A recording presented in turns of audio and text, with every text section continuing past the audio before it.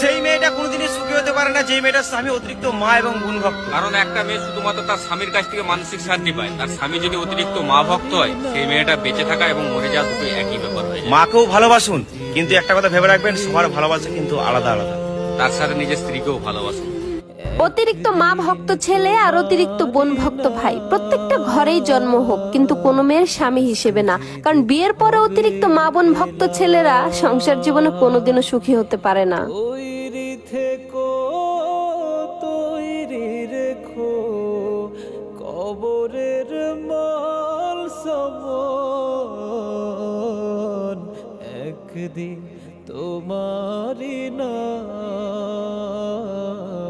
মসজিদে হবে এলাম। কি বানাইলা বাইরে, কি বানাইলা লইটারও হুটকি দিয়া বর্তাবান।